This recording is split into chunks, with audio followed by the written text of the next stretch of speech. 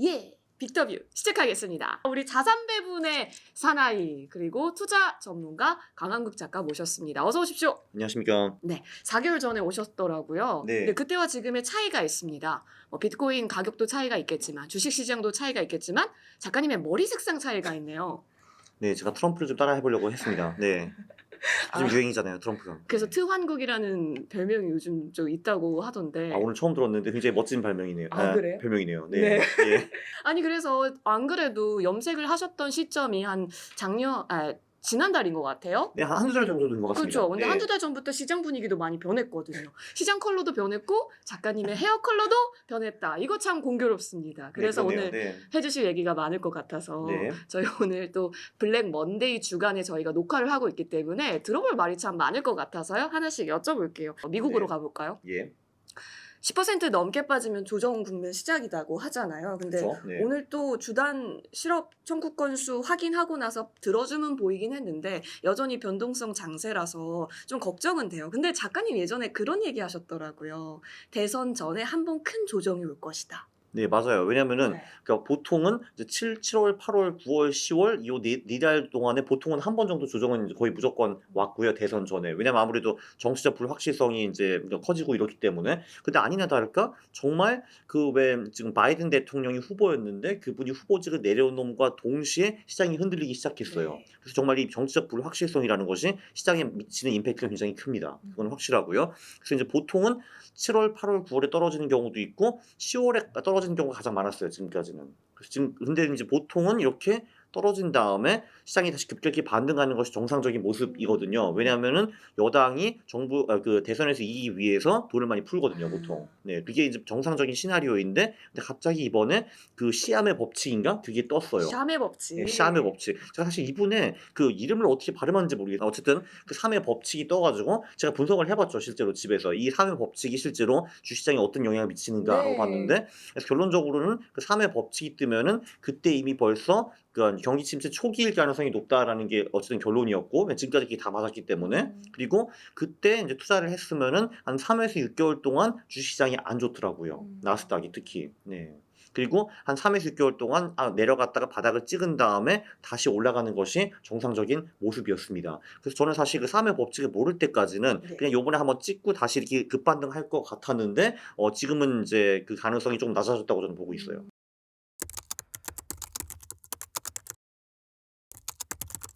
그럼 결론적으로 그게 3개월이냐 6개월이냐는 어떻게 정해지냐 하면은 얼마나 빨리 돈을 푸느냐 거기서 정해집니다. 그래서 네, 그래서 미국이 그 M2 그러니까 통화량이 이제 늘어나는 그 시점이 언제인가? 이게 이제 3의 법칙이 뜬 다음에 제가 이제 히스토리를 쫙 살펴보니까 이제 미국이 돈을 푼 게 뭐 반년, 1년 후에 푼 적도 있더라고요. 그러면 주식시장이 그때까지 계속 비실거리고, 근데 그렇지 않고 좀 돈을 빨리 풀었다 하면은 또 급반등 하더라고요. 근데 예외가 두 번 있었습니다. 2001년이랑 2008년. 이제 그때는 돈을 아무리 많이 풀어도 경제가 너무 안 좋았기 때문에 그때는 주식시장이 회복하는데 시간이 굉장히 오래 걸렸고요. 근데 그건 딱 두 번밖에 없는 사례이고, 그렇게 어마어마한 경기 침체가 올 가능성은 당연히 그렇게 높지는 않겠죠. 네. 그럼 대선 전에 돈을 빨리 풀 수 있다고 보시는 거고요? 저는 무조건 빨리 풀 거라고 봅니다. 왜냐면 이겨야 되잖아요, 지금. 예, 왜냐면은 11월에 경기가 안 좋고 주식시장이 안 좋으면은 민주당이 무조건 집니다. 예. 그거는 이제 원래 미국의 국룰이거든요. 사실 내가 기분이 나쁘고 경제가 안 좋고 내가 실업이고 주식시장 떨어져 있는데 기분 나쁜데 내가 민주당을 왜 찍겠습니까, 여당을. 그러니까 당연히 그러니까 민주당을 안 찍을 거기 때문에 돈을 무조건 풀 수밖에 없다라고 저는 보는 사람입니다. 현상 유지되면 안 되니까. 절대 안 되죠. 네, 네. 그렇죠. 그럼 작가님 말대로라면 지금이 어떻게 보면 진입의 기회가 될 수는 있겠네요. 네, 저도 그러니까 그 가능성이 좀 크다고 보고요. 다만 정말 2001년이나 2008년처럼 그런 큰 경제 위기가 오면은 제 말이 다 틀리게 되겠죠. 네. 근데 그럴 가능성이 없지는 않습니다. 그럴 가능성 저는 한 뭐 20% 정도로 이제 보고 있고요. 네. 80%는 그냥 정상적으로 돈을 막 풀어가지고 다시 올라가는 장이라고 보고 있습니다. 알겠습니다. 그럼 좀 더 구체적으로 지금부터 분할 매수 접근도 가능한 건가요? 분할 매수 뭐 이제 지금 해도 되고, 그리고 또 이제 재밌는 거는 이제 한 번은 대선 전에 무조건 장이 흔들리는데, 근데 보통은 대선 후에 6개월 동안의 수익이 굉장히 좋거든요. 그거는 나스닥도 그렇고 코인도 그렇습니다. 네, 그래서 이제 좀 더 이제 모험을 추구하시는 분들은 지금 좀 이제 분할 매수 들어가도 되고, 네. 좀 이제 모험을 싫으신 분들은 이제 대선 기다렸다가 들어가는 것도 나쁘지 않을 것 같습니다. 특히 이제 재선이 있는 8월의 재선이요? 경우에는 보통은 나스닥도 그렇고 S&P 500도 나쁘지 않았어요. 8월은. 네. 왜냐하면은 그 이제 그 보통은 이제 미국장이 한 7월 중후반에 한 바닥을 찍고 네. 8, 9, 10월에 올라간 경우가 많았습니다. 왜냐하면 이제 7월 그러니까 대선 석 달 전에 다시 한번 이제 정책 불확실성이 어느 정도 부각이 되었다가 정부가 돈을 막 풀기 시작해가지고 8, 9, 10월에 많이 올랐죠. 통상적으로는 그랬어요. 이번이 그럴지는 저도 잘 모르죠.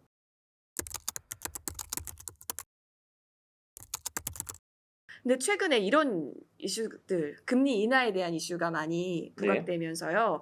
미국채를 늦지 않았을까에 대한 얘기를 많이 하더라고요. 특히 ETF가 또 많기 때문에 네. 지금 ETF도 괜찮을까에 대해서 그러니까 채권 같은 경우는 이거를 4개 사이클로 나눌 수가 있어요. 그러니까 네. 이제 연준의 금리 인하 사이클이 있고, 그다음에 인하한 다음에 동결하는 사이클이 있고, 네, 그다음에 동결했다가 다시 인상하는 사이클이 있고, 그다음에 인상했다가 동결하는 사이클이 있는데, 채권은 기본적으로 인상 후 동결 시기 그리고 인하 시기에 돈을 왕창 벌 수가 있는데, 특히 그 인하 시기에 돈을 많이 벌 수 있는데, 그 인하 시기가 아직 시작을 안 했는데 임박했습니다. 네. 왜냐하면 이제 9월부터 내린다는 게 거의 그쵸. 기정사실처럼 보이니까요. 그래서 특히 그 그러니까 금리를 인하하는 시기가 보통 한 6개월에서 1년 정도 가는 경우가 굉장히 많은데, 그때 상당히 높은 수익이 발생하죠. 특히 미국 장기채를 가지고 있으면은. 왜냐면은 이제 연준이 단기 금리를 내리면은 장기 금리도 보통 이렇게 같이 따라 내려가는 경향이 아무래도 크거든요. 근데 이게 장기 금리가 1%만 내려도 채권을 가진 사람 입장에서는 20% 정도 수익을 볼 수가 있어요. 20배 정도로 보시면 되거든요. 대충. 그러니까 지금 이제 그 장기채 금리가 1%만 내려도 우리는 20% 먹을 수 있다라고 볼 수 있습니다. 그리고 이제 이게 경기 침체 같은 경우는 이거는 채권을 가진 사람한테 초대박이죠, 사실은. 예, 왜냐하면은 이게 갑자기 예를 들면 5.5% 0% 내려버린다라고 하면은 장기채 금리도 뭐 최소한 1, 2% 떨어질 테니까 그때 왕창 벌죠. 예. 그래서 결론은 뭐냐 하면은 제가 이제 그 주식이 결국 이제 올라갈 수도 있을 것 같다. 근데 네. 경기 침체 가능성도 있다라고 했기 때문에 이럴 때는 그냥 주식, 채권 둘 다 사는 것이 가장 좋습니다. 네, 그게 가장 편하죠. 네, 왜냐하면은 이제 저는 낙관적인 사람이기 때문에 사실 이번에 돈을 막 찍어가지고 다시 주식이 오를 거라고 보기는 하는데, 근데 제가 그러면 이제 주식은 좋을 거거든요. 근데 제가 틀려가지고 실제로 진짜 경기 침체가 와가지고 주식장이 비실거리면은 네. 아마 채권은 올라갈 겁니다. 그래서 둘 다 그냥 사는 게 좋아요. 주식, 채권 그러면 둘 다. 뭐 단기채, 중기채, 장기채 중에서는 장기채가 원픽이다. 네, 그렇죠. 왜냐하면은 이게 이제 주식 시장이 빠질 때 이제 단기채를 가지고 있으면은 단기채는 떨어지진 않겠지만 별로 안 올라가지고 주식 손실을 커버할 수가 없는데, 네. 장기채는 보통 많이 오르거든요. 금리 굉장히 민감하기 때문에. 그래서 주식이 이만큼 빠졌는데 장기채가 이렇게 올라가지고 그거를 충분히 커버할 수가 있습니다. 네. 그러면 보통 보고 계시는 ETF는 어떤 것들이 있어요? TLT 많이 보시긴 하던데. 저는 이제 TLT를 보유하고 어. 있고요. 이제 사실 뭐 한국에서도 상장된 ETF들이 몇 개 있습니다. 네. 그 30년 국채 미국 ETF도 하나 나왔고 한국 ETF도 하나 있고요. 저는 한국 그 국채 ETF도 가지고 있습니다. 30년짜리. 그게 최근에 엄청 많이 올랐어요. 그래요? 네. 지금도 갖고 계세요? 네, 지금도 갖고 있죠. 네. 언제 파실 거예요? 그럼 채권이 언제부터 안 좋은가? 네. 연준이 금리 인하를 다 끝내고 그때부터는 안 좋아요, 채권이. 네. 근데 보통 이제 끝날 때 어느 정도 사인을 주잖아요, 연준에서. 근데 야, 지금 5.5인데 3까지 됐다. 이제 대충 된 것 같다. 뭐 이런 식으로 말하잖아요. 근데 그때쯤 팔고 나가면 돼요. 네. 오히려 쉽네요, 주식보다. 네, 그렇죠. 네. 그 사이클이 사실 주식보다 좀 더 쉽다고 봐요, 저는. 네. 그렇습니다. 그렇구나. 혹시 채권 투자에 있어서 신경 안 쓰셨던 분들이라면 이런 방법이 있다라는 거 체크해 보셔도 좋겠습니다. 네, 참고로 재밌는 건 뭐냐면은 네. 이 금리 인하 시기에 채권은 보통 굉장히 좋은데 주식은 별로 안 좋습니다. 그러니까 왜냐면은 이제 이게 경기가 안 좋다는 거기 그렇죠. 때문에 금리를 쫙쫙 내릴 때 주식이 같이 동반 하락하는 경우가 많았고, 그럼 주식은 언제 오르냐? 그 금리 인하가 다 끝나고 그 동결 시기에 주식이 오르기 시작하고요. 그때부터 채권은 별로 안 좋아요. 네. 그러면 지금이 채권이 오히려 더 각광받을 수밖에 없는 시즌이긴 하겠네요. 채권이 나쁘진 않다고 봅니다. 특히 금리 인하 시기에. 네, 그리고 실제로 정말 경기 침체가 온다라고 치면은 그 인하가 굉장히 빨라질 거거든요. 그쵸. 네, 그러면 채권을 더 많이 벌 수가 있죠. 네. 그래서 그 대신 주식으로는 잃을 거예요. 물론 이제 불확실성도 있는데 어쨌든 채권이라고 하는 하나의 투자처도 저희가 고려를 한번 해볼게요.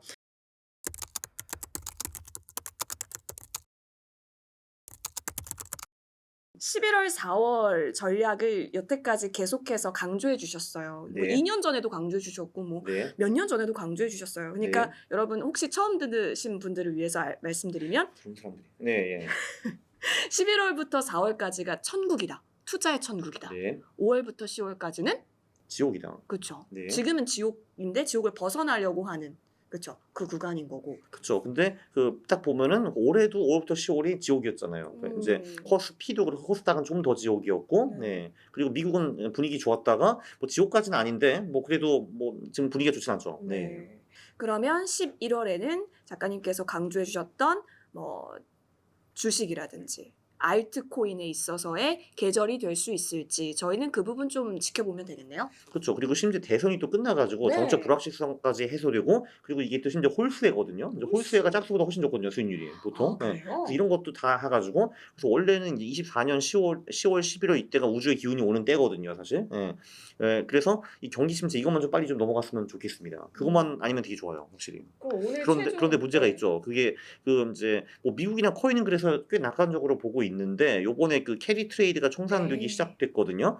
그래서 이제 니케이도 갑자기 이틀 연속으로 10% 이상 빠졌고 이제 코스피도 굉장히 재미가 없었고 물론 이제 요번에 이제 일본 은행 총재가 와가지고 이제 금리도 안 올 거야 이렇게 하기는 했는데 근데 이 캐리 트레이드라는 게 일본이 금리를 안 올린다고 안 터지는 거는 또 아니거든요. 왜냐면 이게 그 캐리 트레이드 혹시 모르시는 분들은 일본에서 자금을 싸게 빌려가지고 더 높은 수익을 낼 수 있는 위험 자산에 투자하는 것이 캐리 트레이드거든요. 그게 이제 이런 달러 예금 이런 것도 할 수 있고 아니면 진짜 뭐 아시아 주식, 미국 주식 이런 데도 투자를 할 수가 있어요. 근데 내가 이자를 진짜 뭐 0.1%, 0.2%밖에 안 내면 너무 좋잖아요, 이게. 근데 이게 캐리 트레이드가 청산되는 방법이 첫 번째 일본이 금리를 올린다. 이게 요번에 했고요. 네. 왜냐면 그러면은 이제 내가 돈 빌리는 거 대비 내 수익이 줄어드는 거니까. 좀 이제 두 번째 딴 나라가 금리를 내린다. 그것도 이제 캐리 트레이드 청산이 될 수가 있는 거죠. 근데 미국이 금리를 내린다는 그렇죠. 거잖아요. 그리고 세 번째 뭔가 이제 위험 자산에 대한 선호도가 많이 떨어질 때, 왜냐면 내 플랜은 일본에서 돈을 잔뜩 차입해가지고 뭐 니케이는 코스피에 투자해가지고 이제 돈을 벌고 이제 그 일본 엔을 갚고 나머지 내가 먹겠다 이거잖아요.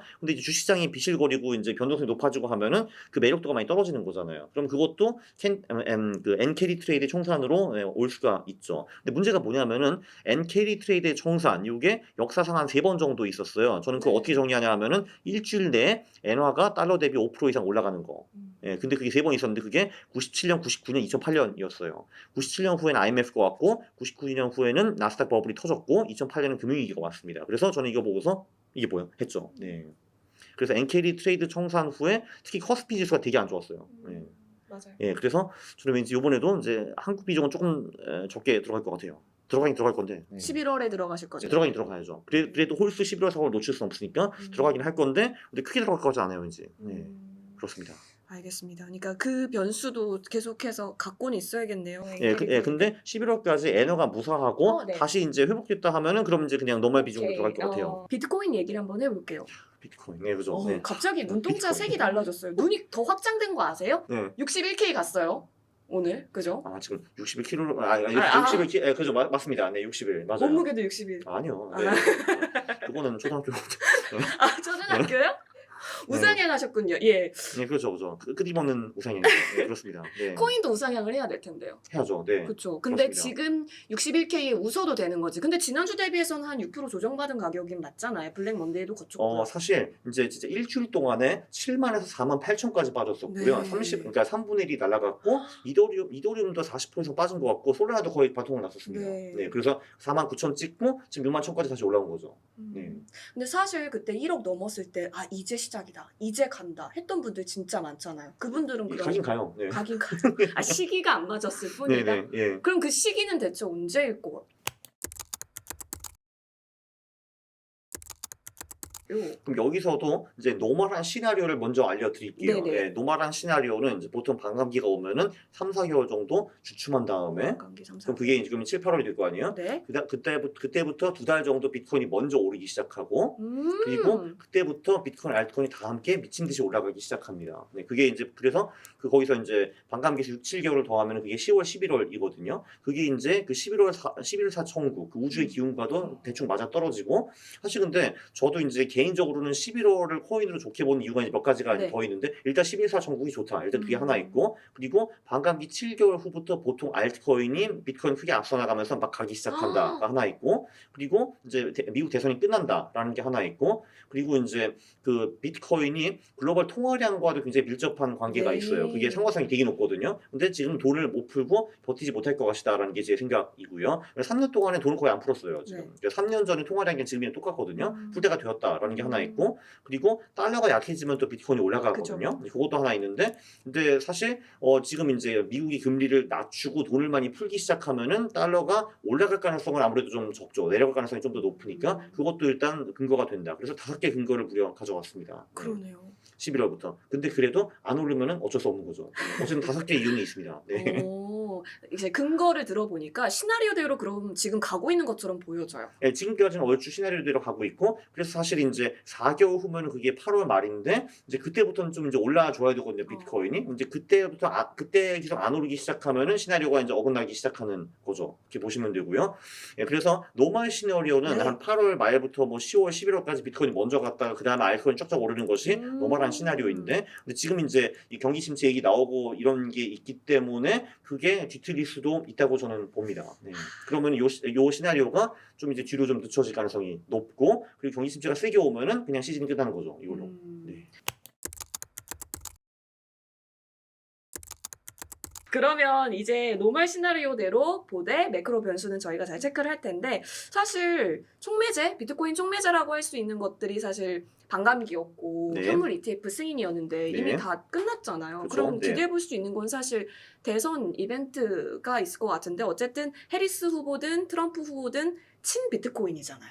사실 근데 이제 해리스는 좀 선거 때문에 좀 부랴부랴 친 비트코인인 것처럼 보이는 것처럼 보여요. 가장, 그전에는 네. 한마디로 한 적이 없잖아요. 네, 그거에 네, 대해서. 네. 근데 이제 뭐야, 트럼프가 저기 인기 많이 왔네. 나도 해야지 뭐 이렇게 된 것 네. 같거든요. 야, 나도? 트럼프는 이제 2019년까지만 해도 그 비트코인 그거 쓰레기다라고 말을 하셨지만, 그래도 이분은 한 2년 전부터 좀 이제 태세 전환을 했거든요. 왜냐면은 실제로 본인도 한 제가 알기로는 250만 원, 300만 원 가지고 있는 걸로 알고 네. 있고, 그리고 NFT 같은 거 찍어가지고 네. 팔아보니까 이게 돈이 되네.